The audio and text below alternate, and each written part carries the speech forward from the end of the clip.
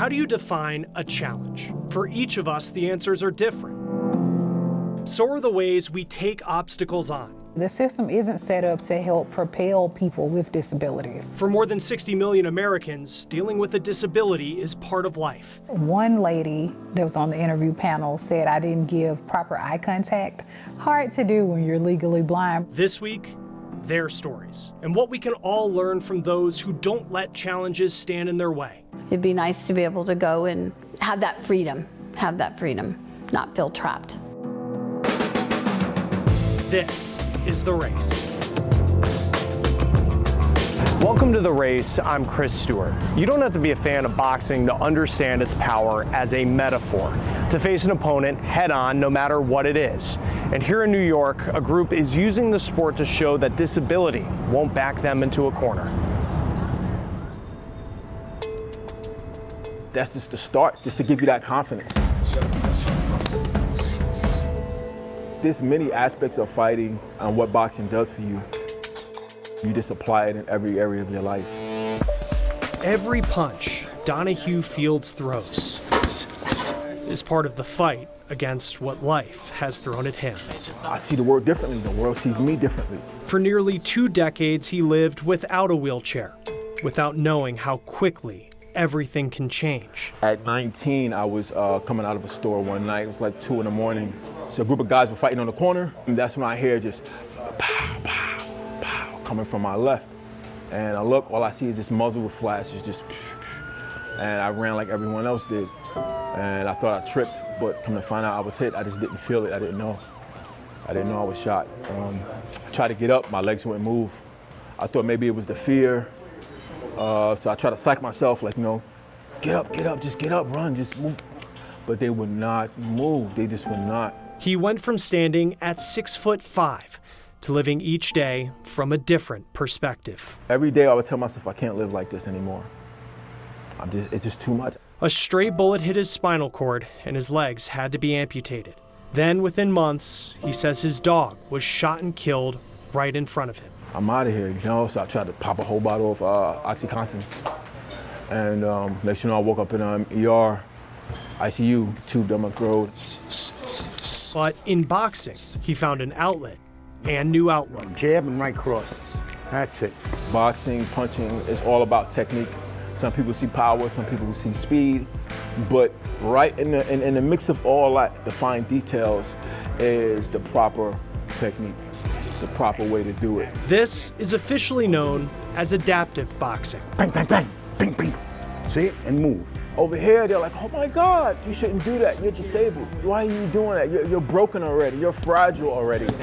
That's it. If somebody come at you with disbelief and you prove them wrong, but you mostly say, I'm gonna prove myself first, and then you prove them wrong.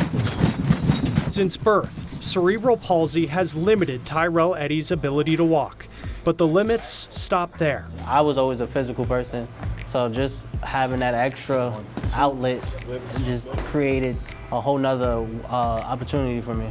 Push off. While boxing is a sport, fighting can be a necessary life skill. Sorry to say, in a vulnerable position, no matter what we do.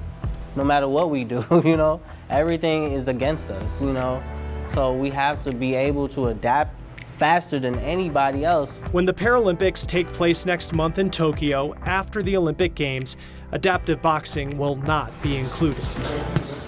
Donahue hopes that will change for future games.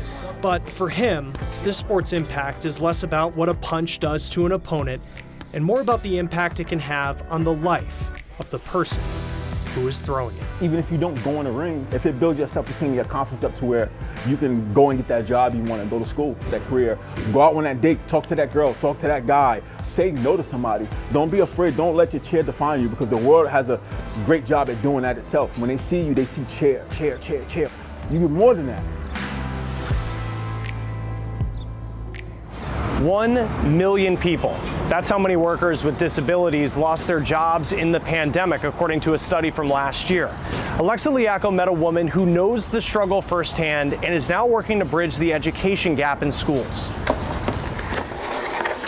Once a teacher, always an encourager. And this one is guided. Andrea Wagner is a woman on a mission. I wanted to make sure that they knew, even as small as down to a classroom poster, they knew that they mattered. After leaving teaching and then losing a temporary job during the pandemic, Andrea started her own company, Melanated Masterminds. She's designing school supplies for students of color.